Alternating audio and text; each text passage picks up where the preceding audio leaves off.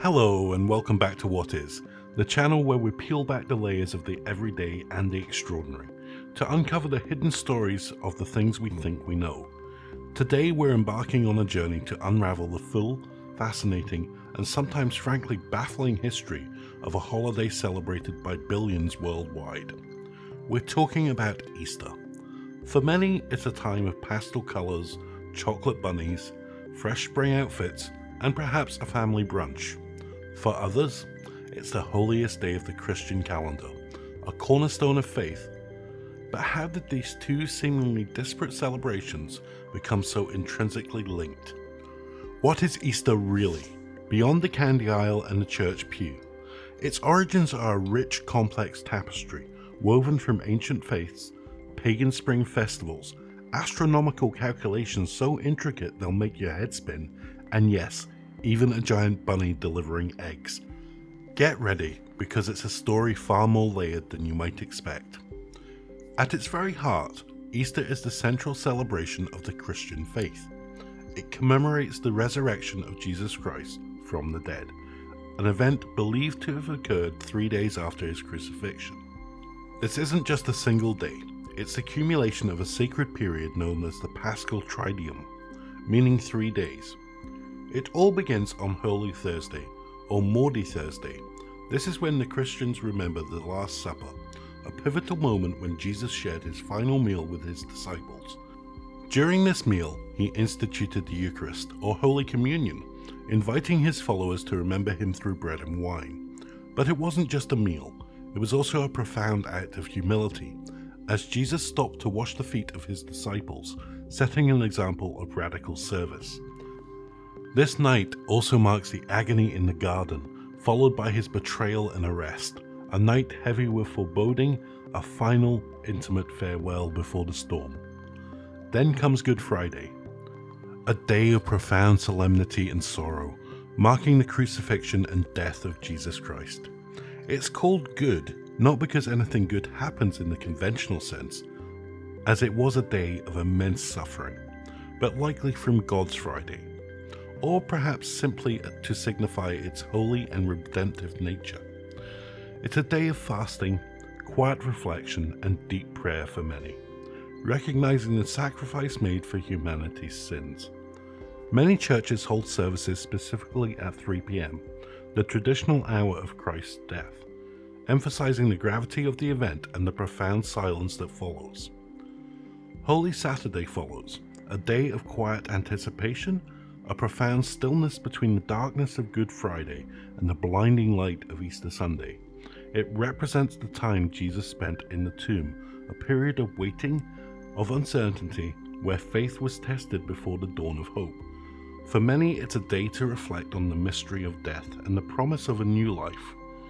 Leading into the Easter Vigil, a service often held after nightfall, which symbolically moves from darkness into light and truly ushers in the celebration. And then Easter Sunday, the day of jubilation.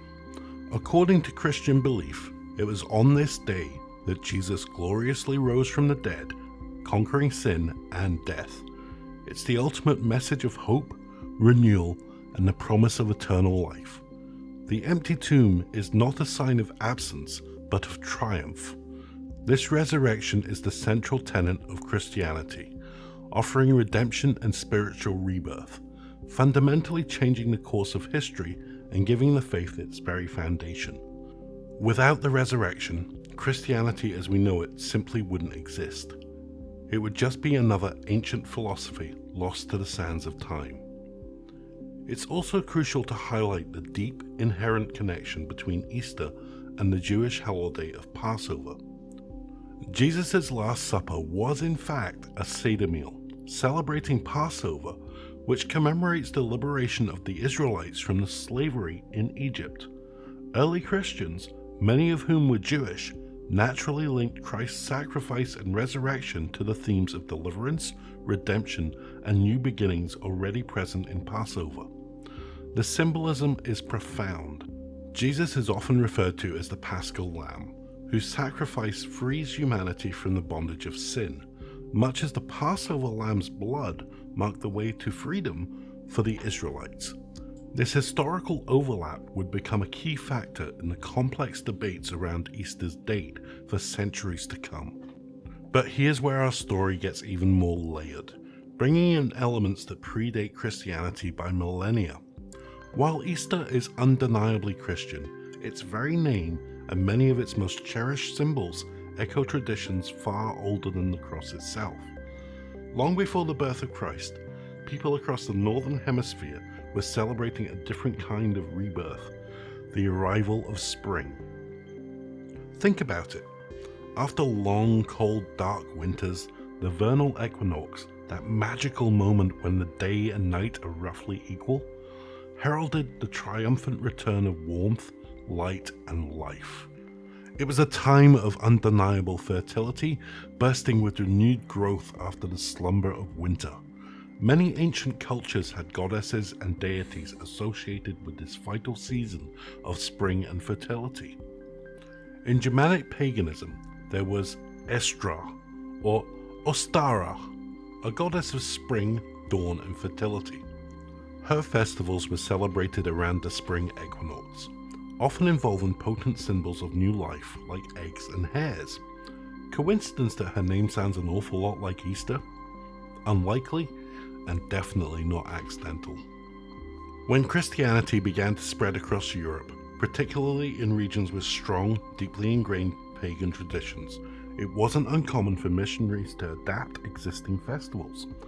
Rather than try to eradicate deeply held customs, which often proved futile, it was frequently more effective to integrate them, reinterpret their symbolism through a Christian lens, so the pagan celebration of spring's arrival, with its themes of rebirth, fertility, and the triumph of light over dark, found a natural, if somewhat convenient, parallel in the Christian message of Christ's resurrection and spiritual rebirth.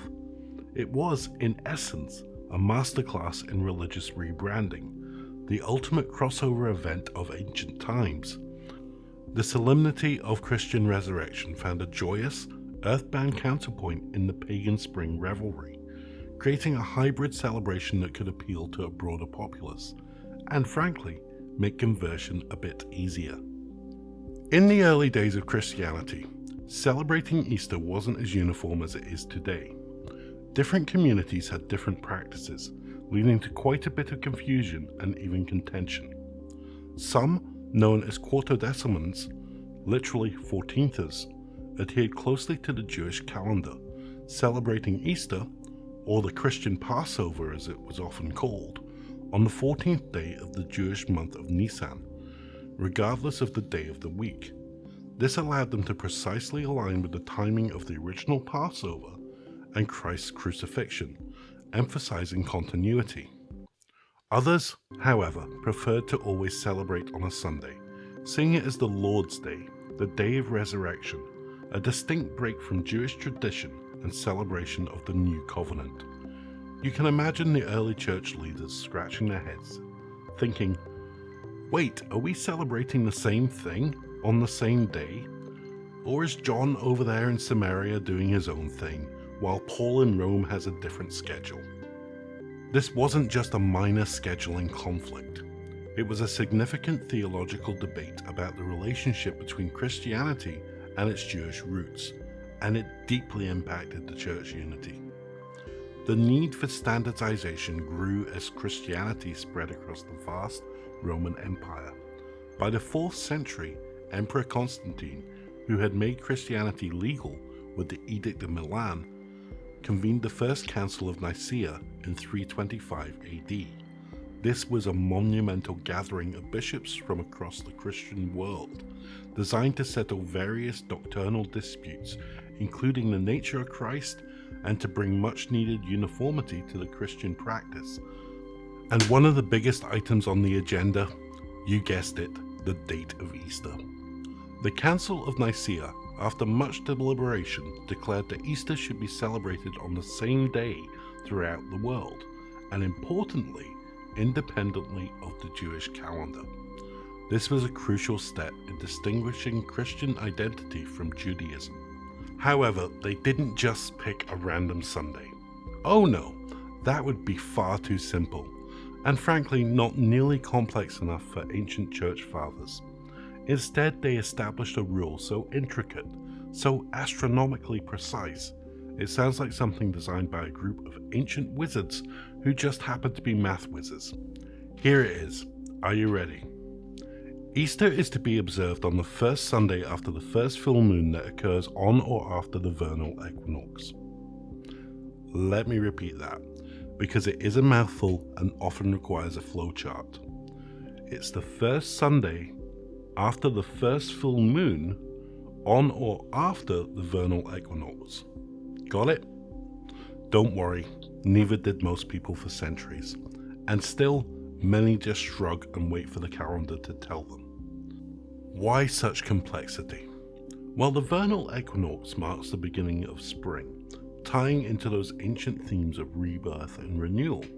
The full moon was important because the Jewish Passover, which Jesus' Last Supper coincided with, always falls on the night of the full moon in spring. And Sunday, of course, because that was the day of the resurrection, the Lord's Day. So they were trying to incorporate all of these significant religious, seasonal, and calendrical elements into one elegant, albeit incredibly difficult calculation. The task of calculating this date actually fell to the skilled astronomers of Alexandria, Egypt, who would then communicate it to the wider Christian world. Imagine being that guy, tasked with coordinating a global holiday. But wait, we're not done, there's more. The Council of Nicaea also fixed the vernal equinox to March 21st, even though the actual astronomical equinox can vary by a day or two. And then came the calendar problem. The Western Church adopted the Gregorian calendar in 1582, correcting for a slight drift in the older Julian calendar. However, many Eastern Orthodox churches largely stuck to the older Julian calendar. This difference means that while theoretically following the same Nicene rule, they are looking at two different March 21sts. This often results in Western and Eastern Christian Easters being celebrated on different dates, sometimes weeks apart. It's like everyone agreeing to meet after the full moon, but half the people are using a clock that's 15 minutes slow per day, every day, for centuries. It gets the job done, but eventually not at the same time, causing yearly confusion and a flurry of when is Easter this year debates. So that's why Easter is forever known as the movable feast, bouncing around the calendar between late March and late April. It's less about the grand cosmic decision each year, and more about following a very specific ancient algorithm, albeit one with a few calendrical bugs that keep different denominations on slightly different schedules. It makes planning a family gathering across different branches of Christianity a real nightmare. But at least it gives us something to chat about over a ham dinner and perhaps a delicious foil-wrapped chocolate egg. Now let's talk about those iconic symbols that have absolutely nothing to do with resurrection, but everything to do with, well, spring, and a healthy dose of medieval marketing. First up, the Easter egg. Eggs have been powerful symbols of new life, fertility, and rebirth across countless cultures for millennia. From ancient Persia, where they were exchanged at spring equinox celebrations, to Egypt and Rome, the act of decorating and gifting eggs was a common spring ritual. It's a universal sign of emergence, of potential hatching forth. When Christianity came along, eggs found a natural and symbolic place. For Christians, the egg became a powerful metaphor for the empty tomb from which Christ emerged, symbolizing new life and resurrection, the ultimate rebirth. Plus there was the practical, delicious reason. During Lent, the 40 days of fasting leading up to Easter, many Christians historically abstained from eggs, along with meat and other rich foods. So the end of the fasting period was joyously celebrated by eating and of course decorating the accumulated eggs. It was a resourceful solution that elegantly blossomed into tradition. No more wasting those delicious forbidden yolks. The practice of dyeing eggs is particularly vibrant in Eastern Orthodox traditions, where eggs are often colored a rich red to symbolize the blood of Christ and the new life found through his sacrifice. Legend also tells of Mary Magdalene, who upon encountering the Roman Emperor Tiberius, announced Christ's resurrection. The emperor scoffed, saying a man could no more rise from the dead than an egg could turn red in her basket. Lo and behold, as she held up an egg, it miraculously turned crimson. Red eggs. In places like Ukraine, intricate designs called pasanki are created using wax and dyes, turning each egg into a miniature work of art with deep folkloric and religious symbolism. Over time, the humble dyed egg evolved into chocolate eggs, plastic eggs filled with candy, and the beloved Easter egg hunt, which actually originated in Germany in the 16th century. It's a joy for children, a minor scramble for parents, and a delightful way to celebrate both the ancient spring traditions and the Christian message of new life, proving that sometimes the best traditions are born of delightful happenstance and a good excuse for a treasure hunt. And what about the mysterious figure who brings these eggs? The Easter Bunny. Now, if you've ever stopped to think about it for more than a second, a rabbit delivering eggs seems biologically impossible. Rabbits don't lay eggs. This is where those pagan traditions really shine through, or perhaps hop through, because this is one of Easter's most delightfully absurd elements. The hare was a sacred animal to the Germanic goddess Eostre. Remember her? Symbolizing fertility and new life due to its famously prolific breeding habits. They literally multiply like, well, rabbits.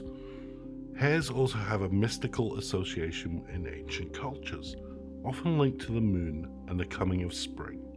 Seen as elusive and magical creatures, these connections persisted in folklore. The idea of an Osterhaus, or Easter hare, bringing eggs to children originated in German Lutheran traditions in the late 17th century. The earliest recorded mention was in 1682 by German professor Georg Frank von Frankenau, who described an Alsatian tradition of an Easter hare, hiding eggs for good children. This hare wasn't necessarily cuddly, it was more like a judge, bringing treats for the well-behaved, and perhaps a lump of coal, or maybe just no eggs at all for the naughty ones. A bit more of a stern, egg-wielding arbiter. German immigrants brought the tradition of the Easter hare to America in the 18th century, particularly to the Pennsylvania Dutch communities. Over time, the Osterhaus transformed into the more cuddly, benevolent, and undeniably commercial Easter bunny we know today. He became a kind of spring-themed Santa Claus, delivering baskets of treats and hiding eggs for children to find, solidifying his image through children's books, toys, and greeting cards. It's a testament to how stories evolve and combine, creating new, often charmingly absurd traditions. Because let's be honest, a magical rabbit who lays eggs is way cooler than just finding an egg in a bush. Unless it's a dinosaur egg. Then it's a different holiday and a much bigger What Is episode. Finally, let's talk about the delicious, indispensable component of modern Easter, chocolate. While not quite as ancient as eggs or bunnies, chocolate's connection to Easter is a tale of culinary indulgence meets religious observance and industrial innovation. Historically, chocolate, particularly in its sweeter, more luxurious forms, is one of many treats people abstain from during the Lenten fast. So when Easter Sunday arrived, it was a perfectly justifiable reason to break that fast with something truly decadent and delightful. Think of it, 40 days of self-denial, of giving up pleasures, and then a glorious explosion of sugar, cocoa, and pure, unadulterated joy. It's a reward system that makes perfect sense to the human palate, especially after a period of deprivation. The real boom for chocolate Easter treats came with the Industrial Revolution. By the 19th century, advances in manufacturing, like the invention of the cocoa press and the conking machine, made chocolate more affordable smoother and more pliable. Companies like Cadbury in England were at the forefront, producing the first commercially available chocolate Easter eggs in the 1870s. These early eggs were often solid, but quickly evolved into hollow creations, allowing for more intricate designs and, crucially, less chocolate per egg, making them more economical and thus more commercial. It was a sweet, sweet victory for confectioners. Soon, chocolate bunnies followed, often mimicking the pose of the traditional Easter hare.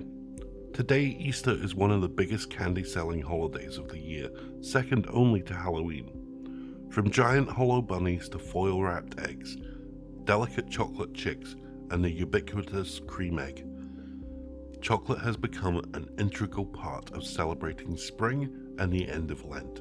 Whether you attend church or not, it's a sweet symphony of tradition, commerce, and pure indulgence. So what does Easter look like today? It's a vibrant, sometimes chaotic, and utterly unique blend of all these incredible elements we've explored. For billions of Christians worldwide, it remains the holiest day of the year. Churches are filled with jubilant congregations, celebrating the resurrection with special services, powerful hymns, and often beautiful floral displays symbolizing new life and hope. Many attend sunrise services, marking the dawn of the resurrection, or participate in the extensive Easter Vigil, a service that can last for hours, moving from the darkness of Holy Saturday to the glorious light of Easter Sunday. Families gather for festive meals, often featuring ham or lamb, the latter of which itself carries both ancient sacrificial and spring seasonal significance. But for many others, Easter is a largely secular affair, a joyous marker of spring's arrival. It's about cherished family gatherings, the simple joy of warmer weather, and, let's be honest, a colossal amount of candy consumption. Children eagerly participate in Easter egg hunts, scouring backyards and parks for hidden treasures, often waking up to elaborate baskets of goodies. Easter bonnets and new spring outfits are donned, continuing the tradition of dressing in one's Sunday best for special occasions. Decorations featuring pastel colors, cute chicks, and of course, bunnies adorn homes and shop windows alike. It's a widespread cultural event that transcends purely religious adherence, much like the broader celebration of Christmas. This dual nature is what makes Easter so utterly fascinating. It successfully marries the profound spiritual narrative of sacrifice and rebirth with the ancient pagan fertility rites and the booming engine of modern commercialization. It's a holiday that asks you to contemplate the eternal life in the morning and then scour the backyard for foil-wrapped chocolate eggs in the afternoon. And somehow, in this delightful, intricate dance of history and custom, it all works, creating a holiday that truly is a celebration for everyone in some form or another. From the solemn observances of the Paschal Triduum to the joyous chaos of an Easter egg hunt, from the precise astronomical calculations to the improbable imagery of a bunny delivering chocolate, Easter is a holiday of incredible depth and diversity. It's a testament to humanity's enduring need to mark the turning of the seasons, to find hope in renewal, and to celebrate stories of transformation. Whether you approach it through the lens of faith, history, or simply as an excuse to eat your weight in chocolate, Easter truly is a multi-layered phenomenon. It's a reminder that even the most familiar traditions often have roots stretching back farther and wider than we might imagine, shaped by centuries of human belief, adaptation, and perhaps a healthy dose of serendipity, or the persistent egg-laying efforts of a very energetic rabbit. What are your favorite Easter traditions? Did anything in this video surprise you about the full story behind this beloved holiday? We'd love to hear your thoughts and insights, so please share them in the comments below. If you enjoyed uncovering the intricate history and fascinating evolution of Easter, please hit that like button and subscribe to What Is for more captivating deep dives into the ordinary and the extraordinary.